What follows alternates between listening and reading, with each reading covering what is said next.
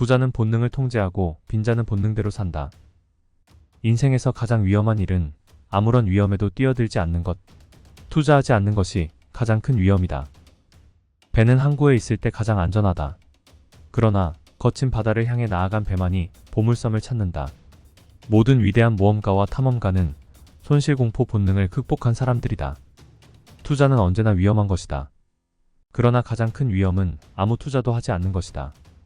손절매가 잘 안되면 차라리 손을 잘라라. 절대 실패하지 않는 재테크 실전 매뉴얼. 500만원을 50억으로 만든 재테크 고수의 실전 투자기. 슈퍼리치가 되려면 부의 본능을 깨워라.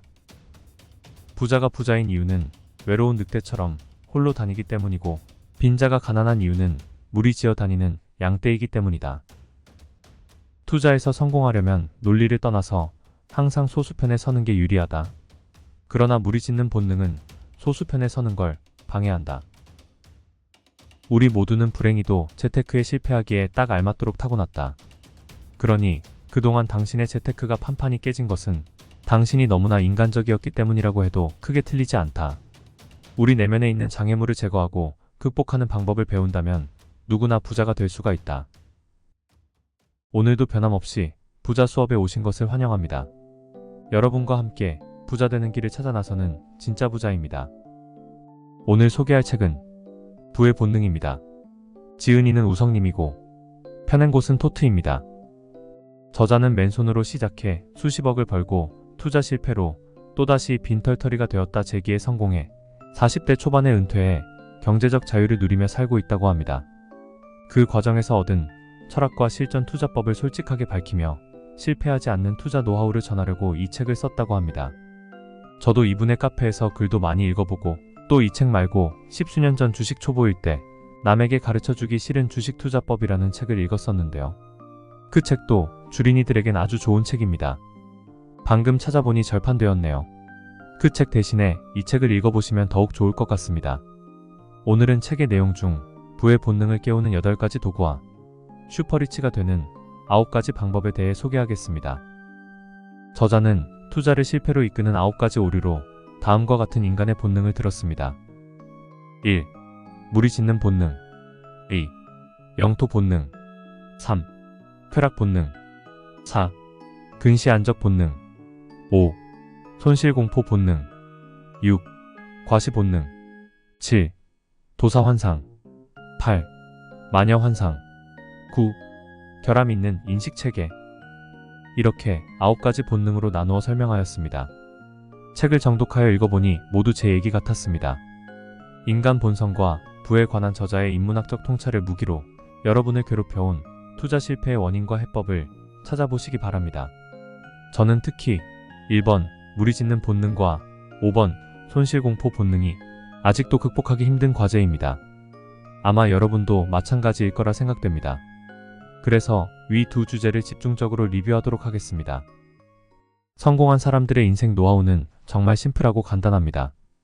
우린 그걸 망각하고 실천하지 못해서 그들처럼 되지 못한 것뿐입니다. 이제 때가 되었습니다. 오늘도 그들의 노하우를 다시 한번 상기하시고 부자가 되기 위한 정도로 안내해드리겠습니다. 여러분의 미래를 응원하며 바로 출발하겠습니다. 지은이 소개. 우석, 브라운스톤.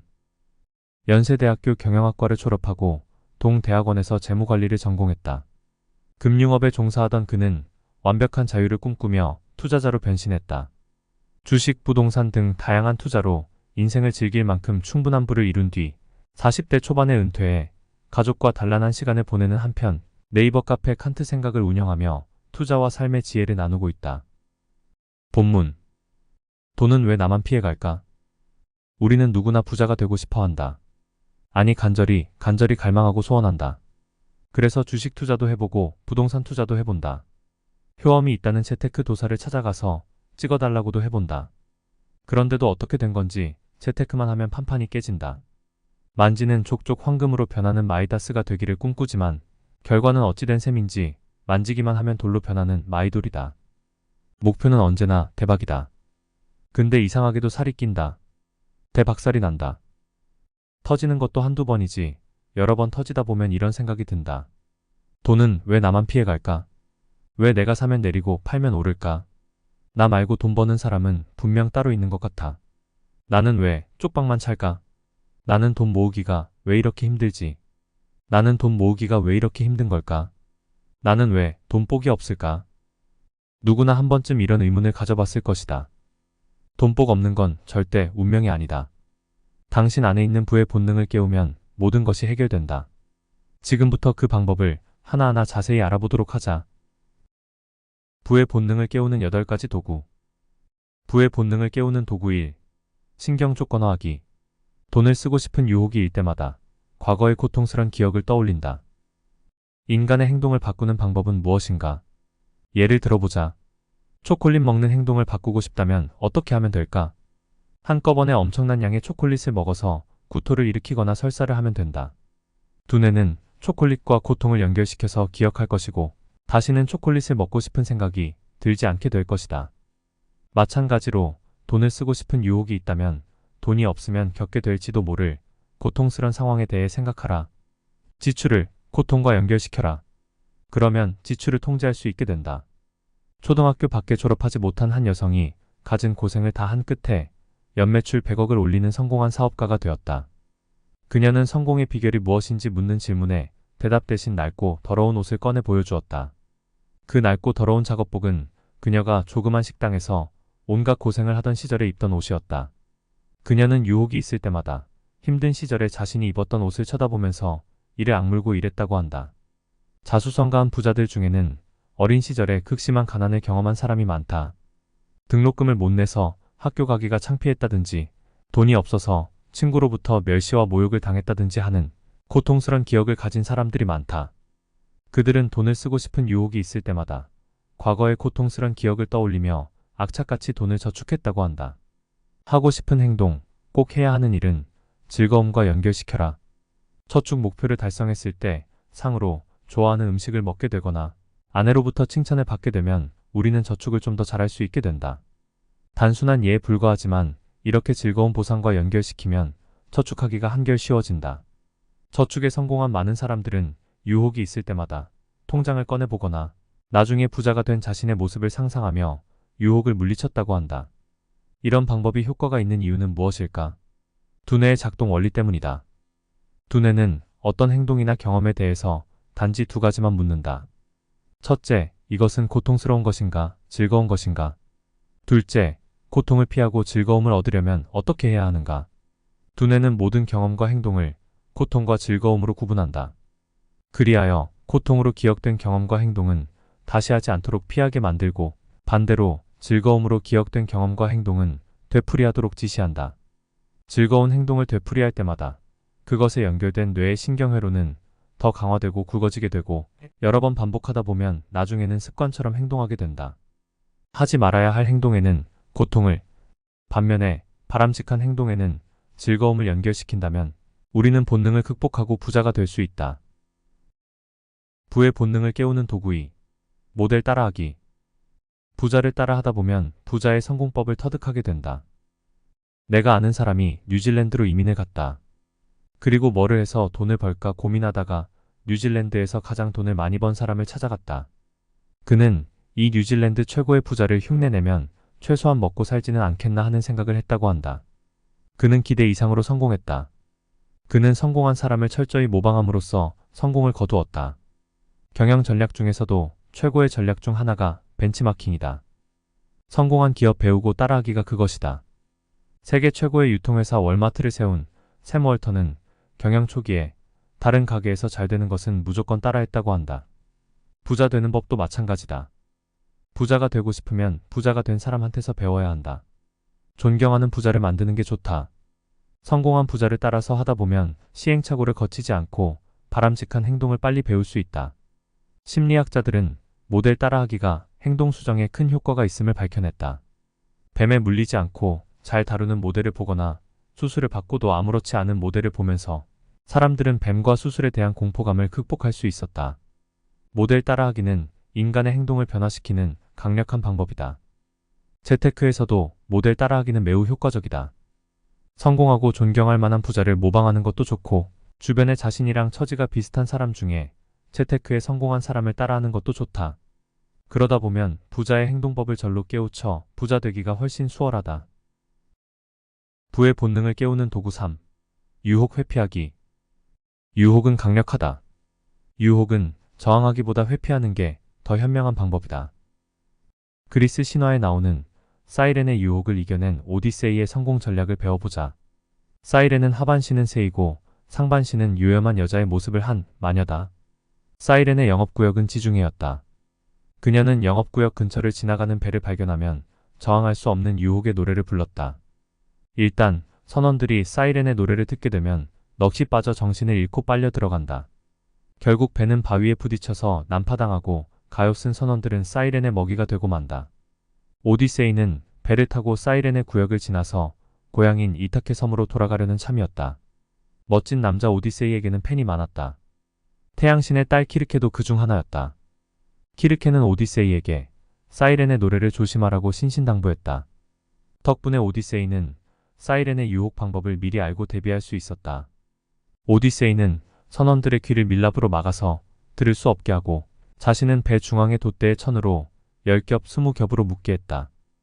그리고 선원들에게 자신이 아무리 몸부림치고 어떤 명령을 해도 절대로 자신을 풀어줘서는 안 된다고 엄명했다. 오디세이가 마침내 사이렌의 구역을 지나가게 되자 아니나 다를까 마녀 사이렌의 노랫소리가 들려왔다. 사이렌의 고혹적인 노랫소리가 들려오자 천하의 영웅 오디세이도 사이렌에게 달려가고 싶은 충동을 억제할 수 없었다. 오디세이는 선원들에게 자기를 풀라고 명령했다. 그러나 미리 밀랍으로 귀를 막은 선원들은 오디세이의 명령을 들을 수 없었다. 이렇게 해서 오디세이는 사이렌의 유혹을 피해서 무사히 고향으로 갈 수 있었다. 오디세이가 사이렌의 유혹을 이길 수 있었던 이유는 무엇인가? 오디세이는 유혹에 저항하는 대신에 선원들의 귀를 막아 유혹을 회피하도록 했다. 유혹은 강력하다. 유혹은 인간의 자제력을 능가하기 쉽다. 따라서 유혹은 저항하기보다 회피하는 게 더 현명한 방법이다. 예를 들어서 지출을 줄이려고 한다면 쇼핑을 안 가면 된다. 견물생심이라고 보게 되면 사고 싶어지는 게 사람의 마음이기 때문이다. 카드 사용액을 줄이고 싶으면 카드를 없애버리는 것이 최상의 방법이다. 카드가 없으면 더 이상 유혹에 시달릴 필요가 없다. 돈을 쓰지 말아야 한다면 돈을 찾기 힘든 정기예금으로 예치하는 것도 한 방법이다. 이 방법은 간단하다. 유혹에 시달릴 만한 상황 자체를 만들지 말라는 것이다. 유혹은 저항하기보다 피하는 것이 상책이다. 부의 본능을 깨우는 도구 4. 가계부 쓰기. 부자가 되고 싶은가?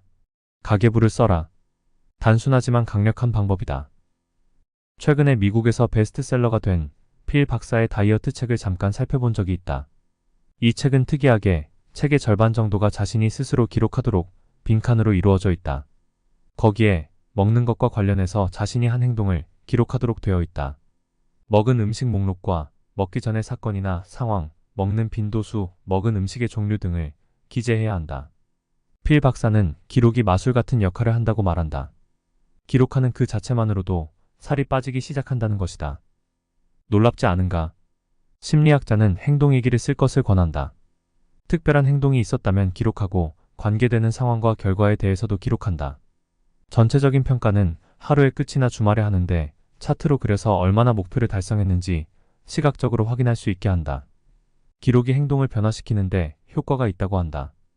가계부를 쓰는 자체만으로도 당신은 소비를 줄이고 지출을 줄일 수 있다.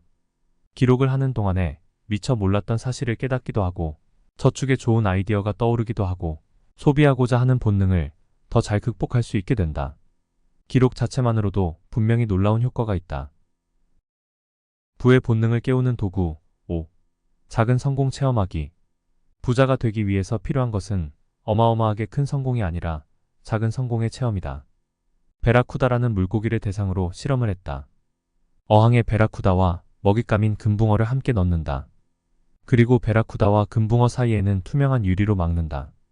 베라쿠다는 처음엔 금붕어를 잡아먹으려 달려들다가 유리벽에 꽝 부딪힌다. 그렇게 몇 번 시도해보다가 베라쿠다는 이내 체념하게 된다. 나중에는 유리벽을 없애주어도 베라쿠다는 금붕어 쪽으로 다가갈 생각을 하지 않는다. 사람도 마찬가지다. 몇 번의 연속되는 재테크 실패는 사람을 좌절시키고 무기력하게 만든다. 실패는 인간을 부정적인 사건에 더욱더 집중하도록 만들어서 악순환을 형성한다. 과거의 실패는 이미 과거지 쌓이지만 인간은 여기에 집중하여 한 걸음도 앞으로 나아가지 못하게 되는 것이다. 두려움과 자기회의에 빠져서 스스로 체념하게 된다. 그래서 스스로 돈복이 없다고 굳게 믿는다. 이것은 잘못된 태도다. 그러나 인간은 그렇게 하도록 만들어져 있다. 이러한 상태에서 벗어나려면 성공의 체험을 가지는 게 효과적이다. 부자가 되기 위해서 필요한 것은 어마어마하게 큰 성공이 아니라 작은 성공의 체험이다. 펌프에서 물을 퍼올리기 위해 우리는 처음에 한 바가지의 물을 펌프에 부어 넣는다. 이 처음에 한 바가지 물 덕택에 펌프질을 하면 계속 물이 나온다. 천리길도 한 걸음부터다. 성공도 마찬가지다. 조그만 성공이 자신감을 불어넣고 계속적인 성공을 불러일으킨다. 그동안 재테크에 실패한 사람은 스스로 작은 성공을 체험하도록 하는 게 중요하다. 돈을 저축하는 데 실패한 사람은 아주 낮은 목표를 세워라. 일주일 동안 얼마를 모으겠다는 계획을 세우고 달성하라. 그리고 성공의 기쁨을 만끽해라. 시장이 과열되어 뜨거울 때 주식을 사서 손해를 보고 시장이 폭락하여 남들이 투자하기 두려워할 때 자신도 팔아서 늘 손해를 보는 투자자들이 많다. 이런 경우에는 아주 조금만 남과 반대로 투자해보라. 그리고 나중에 성공을 체험하라. 한번 성공을 체험하게 되면 본능을 거슬러서 투자하는 게 점차 쉬워지고 재미있어진다. 부의 본능을 깨우는 도구 6. 서약서 쓰기. 서약서 쓰기는 금연도 성공시킬 만큼 강력하다. 마스크맨이라는 아이디를 가진 25년째 흡연가가 하루 2갑을 태워오다 금연을 시도했으나 실패한 뒤 문득 마스크를 쓴 날에는 담배를 피우지 않았다는 생각이 들었다면서 이를 시도한 결과 금연에 성공해가고 있다는 글을 인터넷에 올렸다. 이후 인터넷에는 이 같은 경험이 있거나 이를 실험한 뒤 성공했다는 글이 2000여 건이나 쇄도하는 등 폭발적인 반응이 뒤따랐다. 마스크를 착용하면 흡연 욕구가 저하된다는 의학적 증거는 없다. 그러면 마스크 쓰기의 신비한 효과의 정체는 무엇인가? 바로 서약서 쓰기 효과다. 마스크를 쓰는 것이 주변 사람들에게 이제 담배를 피우지 않는다고 선언한 것과 같은 것이다. 요즘 사람들은 자신의 재테크 계획을 인터넷에 올려서 공표한다. 당연히 많은 친구들이 그 계획에 대해서 한마디씩 한다. 성공하기를 빈다는 격려성의 글들이 꼬리를 문다. 인터넷에 재테크 계획을 발표하는 것도 일종의 서약서 쓰기다. 부자 되고 싶은 사람은 자신의 서약서를 쓰는 게 좋다. 그리고 서약서 쓰기가 더욱 효과적이 되려면 다음 사항을 지켜야 한다. 첫째, 마음속의 결심을 문서 형식으로 표현하라. 결심에는 구체적인 숫자로 표시된 목표와 달성 시간 계획표가 포함되어 있어야 한다. 계획 없이 조급한 마음으로 먼저 벽돌부터 쌓아 올린다면 실패할 수밖에 없다. 계획이 있다 해도 빈약하게 세우면 성과도 빈약하다. 좋은 계획을 수립하는 것이야말로 좋은 결과를 낳는 지름길이다. 계획 수립을 할 때는 이를 성취하는 데 드는 만큼의 노력을 기울여야 한다. 1억 원을 모을 것이다. 3년 동안에 모을 것이다처럼 구체적으로 금액과 날짜를 표시해라. 다음, 서약서 작성이 완료되었으면 주변의 친구와 가족들에게 얼마를 언제까지 모으겠다는 자신의 결심을 발표하라. 그리고 서약서에 자신의 서명뿐만 아니라 목표 달성에 협력하겠다는 가족의 서명까지도 받아둔다. 마지막으로 목표 달성 진도표를 만들어서 눈에 잘 띄는 벽에 붙여놓아 스스로를 압박하라. 나는 신혼 초에 일 때문에 밤늦게 들어오는 날은 꼭 미리 전화를 해달라는 아내의 부탁을 무시하곤 했다. 마침내 화가 난 아내가 나에게 서약서 쓰기를 강요했다. 마지못해 서약서를 써주었는데 그게 효과가 있었다. 한 번은 약속을 어겼더니 코앞에다 서약서를 들이대고 위협했다. 그 이후론 서약서가 눈에 아른거려서 전화를 하게 되었다. 부의 본능을 깨우는 도구 7. 진실 파악하기. 잘못된 믿음은 자신을 해롭게 한다. 자동차를 운전할 때 우리는 자동차 앞 유리창을 통해서 길과 거리 모습을 보고 운전한다. 자동차를 몰고 갈 때 보이는 것은 자동차 앞 유리창으로 나타난 풍경이다. 운전자는 자동차 앞 유리를 통해서 세상을 보는 것이다. 인생도 마찬가지다. 인생이란 자동차를 운전하는 우리는 믿음의 창을 통해서 세상을 보고 인생을 살아간다. 그래서 믿음의 창에 뭐가 쓰여 있는지가 중요하다. 우리는 우리의 믿음의 창에 쓰인 대로 세상을 이해하고 살아간다. 자동차 앞 유리창이 잘못되어서 바깥이 왜곡되어 보인다면 자동차 사고가 생길 수 있다. 이와 마찬가지로 우리의 창에 잘못된 믿음이 씌어져 있다면 우리 인생도 사고가 난다. 우리 믿음의 창에는 흔히 잘못된 믿음이 끼어 있다. 차트를 통해서 미래를 예측할 수 있다는 믿음, 누군가는 미래를 내다보는 수정 구슬을 가지고 있을 거라는 믿음, 모르는 것도 알고 있다고 확신하는 믿음 등이 잘못된 믿음이다. 가장 잘못된 믿음은 돈과 부자에 대한 부정적인 믿음이다. 돈은 더러운 것이다. 돈이 인생의 다가 아니다. 돈이 많으면 고민만 늘어난다. 부잣집 애들은 인생을 망치기 쉽다. 부자들은 가난한 사람의 돈을 착취한다. 바로 이런 것들이 부자 되는 길을 가로막는 잘못된 믿음이다. 우리는 의문을 가지고 잘못된 믿음을 하나하나 살펴보아야 한다. 그러한 말을 누가 했는가? 부모님이 했는가? 선생님이 했는가? 부모님과 선생님은 부자였던가? 그분들은 훌륭하고 존경스런 사람들임에는 틀림없지만 부자는 아닐 것이다.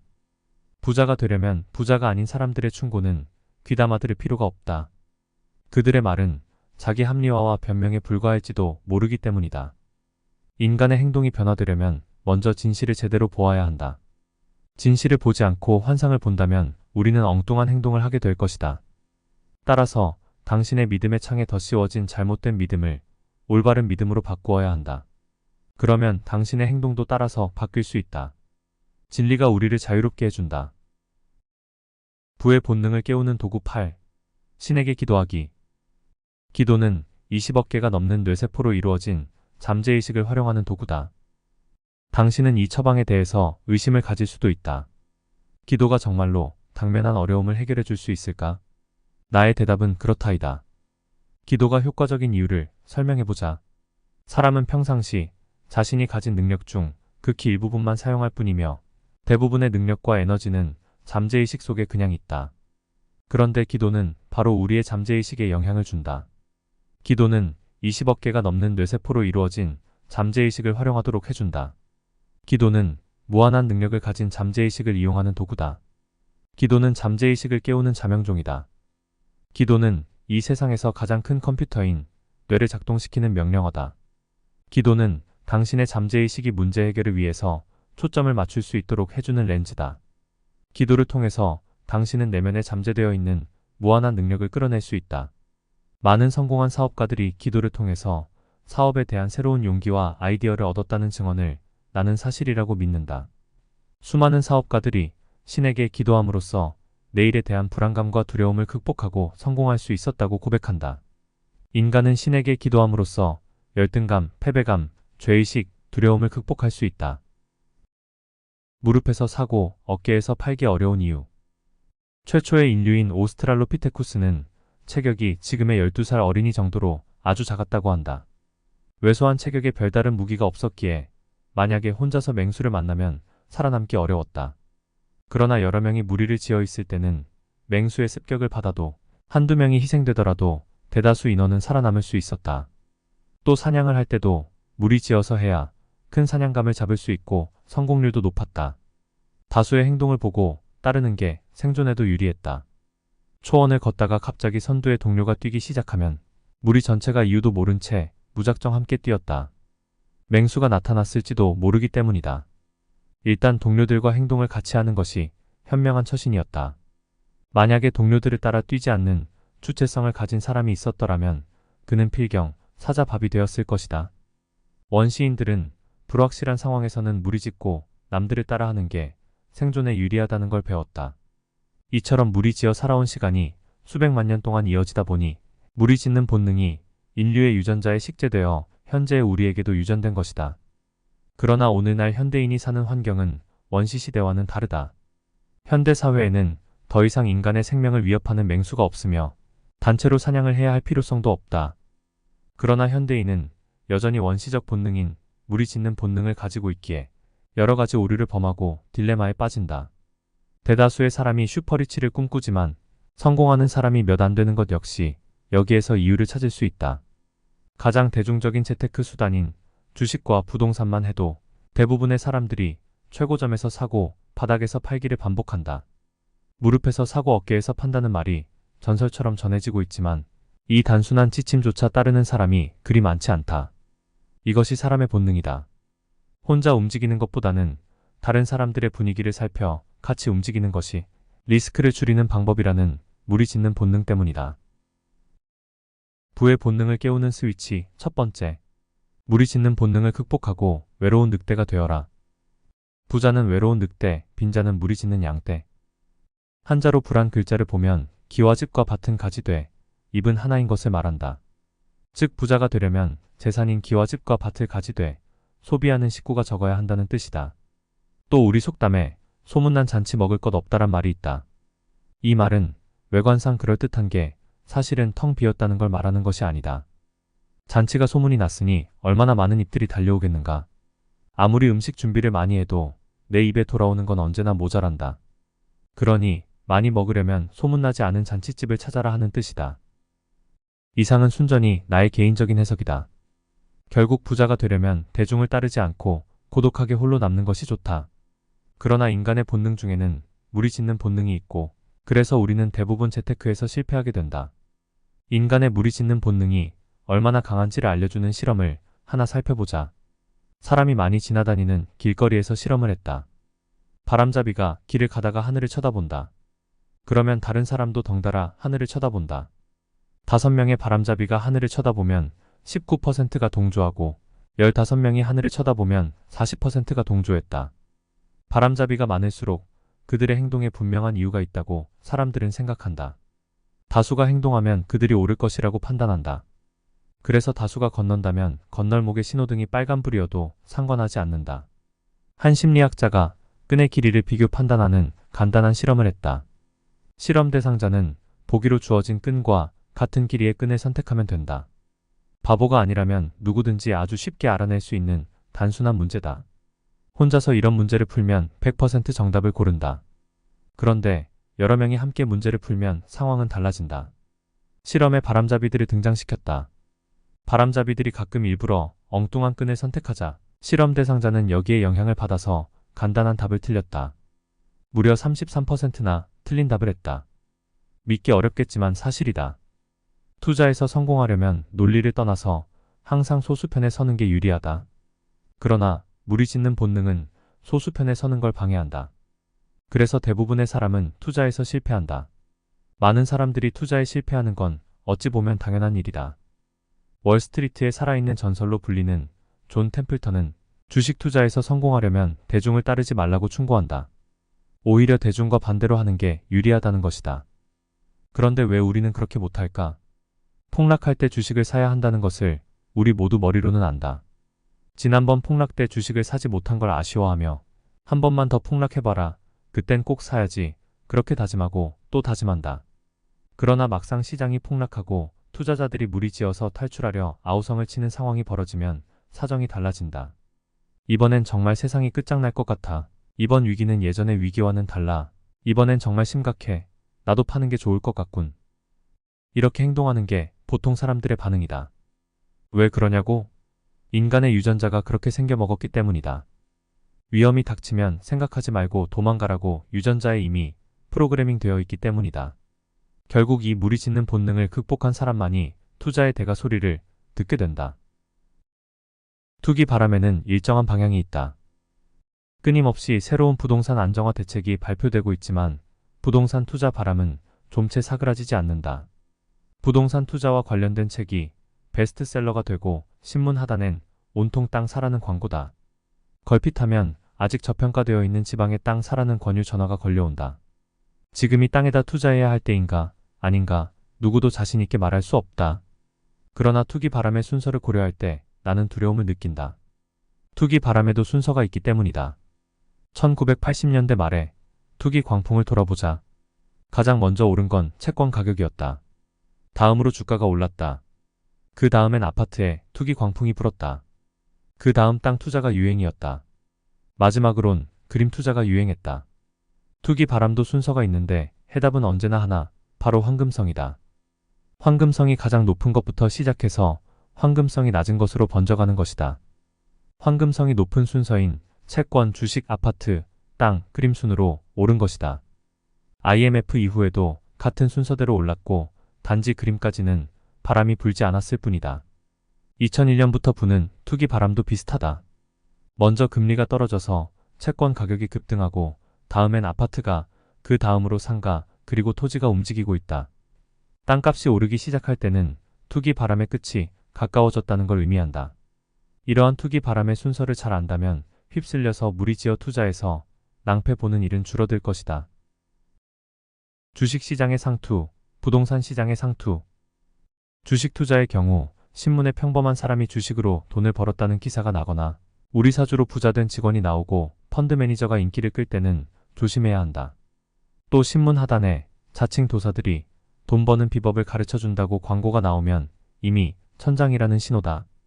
워런 버핏도 주식 투자에서 성공하려면 대중들이 느끼는 공포를 극복하고 탐욕을 자제하라고 했다. 이런 역발상 투자로 성공한 또 다른 대가로는 존 템플턴이 있다. 템플턴 그로스의 창립자인 그는 글로벌 펀드라는 새로운 분야를 개척했는데 영적인 투자가로 불릴 만큼 신화적인 인물이다. 그는 제2차 세계대전이 터지자 남들이 공포심에 휘둘려서 헐값에 던지는 주식을 싸게 매수하여 큰돈을 벌었고 영국 여왕으로부터 자귀까지 받은 위대한 투자가다. 재테크에서 성공하려면 무리짓는 본능을 피해서 대중과 다르게 투자해야 한다. 상대평가 방식이 만들어내는 함정. 외국 기업들이 국내 부동산에 투자할 때 기준은 수익성이다. 반면에 우리나라 사람은 비슷한 부동산이 얼마에 팔렸는지를 참고해서 평가한다. 옆에 비슷한 게 얼마에 팔렸으니 이것도 얼마 해야 한다는 것이 상대평가 방식이다. 상대평가 방식에 따르면 거품이 있어도 사게 되고 저평가되었을 때 매입을 놓칠 수도 있다. 나는 인터넷 바람이 불 때 리타워텍이란 인터넷 주식에 투자해서 열토막이 났다. 매입 당시엔 비싸다는 생각을 하지 못했다. 비교 대상인 인터넷 주식들이 모두 비슷한 가격으로 팔리고 있었기 때문이다. 당시엔 인터넷 주식을 PER, 즉 주가를 주당 순이익으로 나눈 수치 대신에 PSR, 즉 주가를 주당 매출액으로 나눈 수치를 기준으로 평가했다. 즉 시가총액이 매출액의 몇 배인지를 따졌다. 지금 생각하면 참 어이없는 일이지만 당시엔 다 그랬다. 누구도 이를 문제 삼지 않았다. 모두가 미쳤던 것이다. 그래서 모두 망했다. 이상하게도 사람들은 주가가 아무리 비싸도 비슷한 다른 종목과 비교해서 가격이 비슷하면 의심하지 않는다. 행동금융학자인 로버트 실러 교수는 사람들이 이런 착각에 빠지는 이유를 평가 기준이 옮겨다니기 때문이라고 했다. 즉 지구에서 달나라로 가면 무게가 6분의 1로 줄어든다. 모든 게 가벼워진다. 그래서 옆에 것과 비교해보면 이것도 당연히 가벼워야 한다. 기준이 옮겨간 것이다. 그러나 어느 날 중력이 지구 기준으로 바뀌면 모든 게 다시 무거워지는 것이다. 이처럼 가격의 기준점이 유동적이기에 상대평가 기준으로는 거품 투자를 피할 수 없는 것이다. 따라서 거품을 피하려면 언제나 절대 수익률로 평가해야 한다. 부의 본능을 깨우는 스위치. 5째. 손실공포 본능을 극복하고 손절매 원칙을 손목처럼 지켜라. 손실공포 본능의 오류.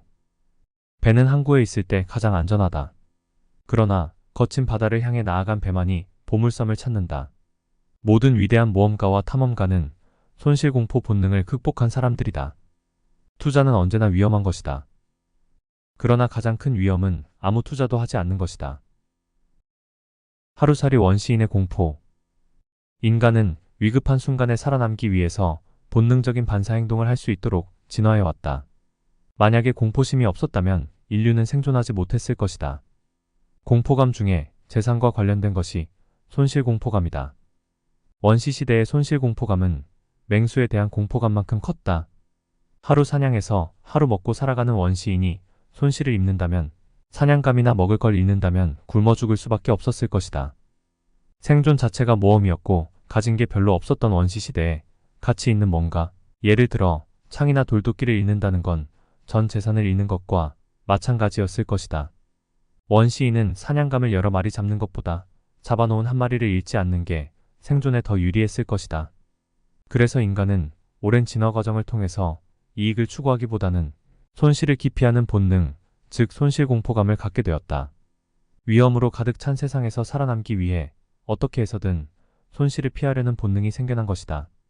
그래서 인간은 하나의 이득을 얻는 데서 오는 기쁨보다는 하나의 손실을 입는 데서 느끼는 고통을 더 크게 느낀다.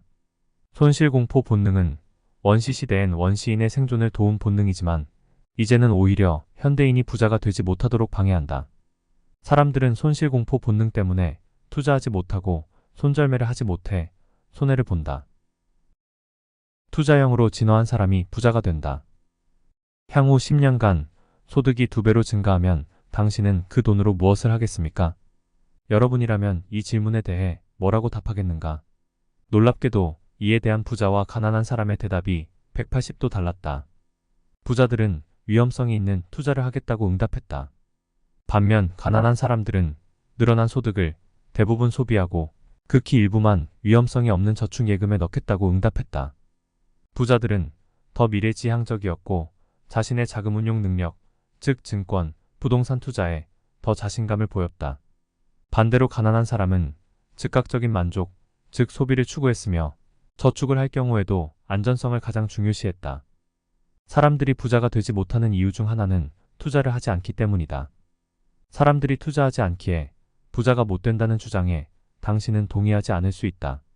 그래서 그런 주장으로 노벨 경제학상을 받은 다니엘 카너먼의 설명을 들어보겠다.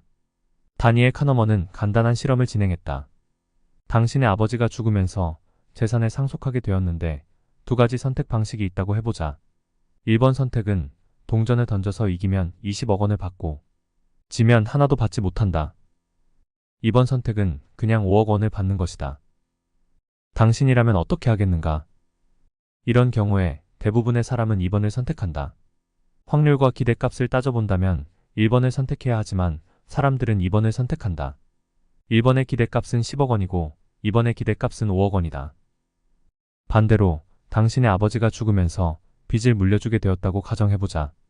이 경우도 2가지 선택이 있다. 1번 선택은 동전을 던져서 이기면 빚이 없어지고 지게 되면 빚 20억 원을 갚아야 한다. 2번 선택은 동전을 던지지 않고 그냥 빚 5억 원을 갚아야 한다.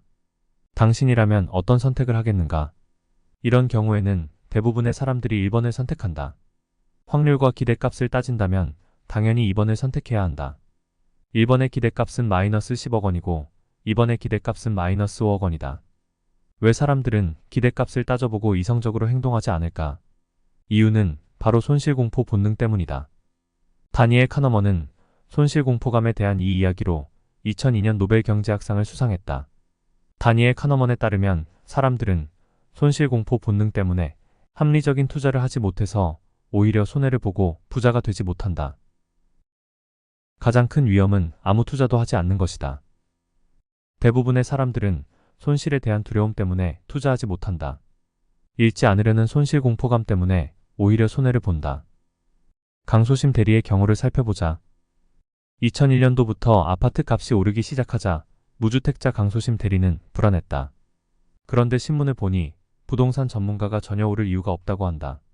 강 대리는 혹시나 상투를 잡는 게 아닐까 두려워서 아파트를 사지 못했다. 2002년도 들어서도 계속 아파트 값이 올랐다. 아내는 그냥 사자고 했다. 그런데 정부에서 부동산 대책을 내놓았다. 잠깐 동안 부동산 가격이 주춤했다.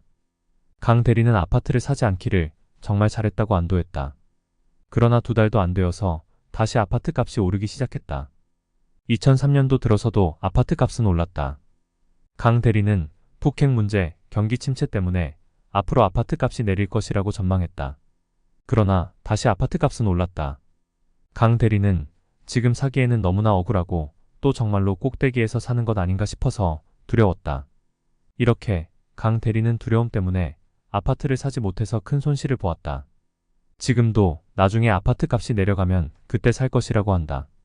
그러나 아파트 값이 오를 때 사지 못한 사람은 아파트 값이 내릴 땐 더욱 사지 못한다. 하락기에는 손실 공포감이 더욱 커지기 때문이다. 결국 손실 공포감이 강 대리를 옴짝달싹 못하게 사로잡은 것이다. 배는 항구에 있을 때 가장 안전하다. 그러나 배가 항구에만 있다면 어떻게 보물섬을 찾을 수 있겠는가? 거친 바다를 향해 나아간 용감한 사람만이 부자가 될 수 있다. 모든 위대한 모험가와 탐험가는 손실공포 본능을 극복한 사람들이다. 투자는 언제나 위험한 게 사실이다. 그러나 가장 큰 위험은 아무 투자도 하지 않는 것이다. 당신이 주식 투자에서 손해보는 이유는 따로 있다. 주식 투자에서 성공하려면 주가가 폭락할 때 투자해야 한다. 누구나 다 알고 있는 사실이다. 그러나 누구나 실천하는 것은 아니다. 손실공포 본능에 맞서서 행동하는 게 그리 쉬우면 누가 성공하지 못하겠는가? 입으로는 줄줄 외우고 있지만 정작 하려면 몸이 안 따른다. 오히려 폭락 장세에 주식 팔아치우느라 바쁘다. 한번 공포감에 사로잡히면 자신이 공포감에 사로잡혀 있다는 것조차도 깨닫지 못한다. 사랑의 열병에 빠져본 경험이 있는 사람은 내 말에 100% 동의할 것이다. 시간이 지나고 공포감이 사라진 뒤에야 우리는 내가 그때 왜 그랬지 하고 후회한다.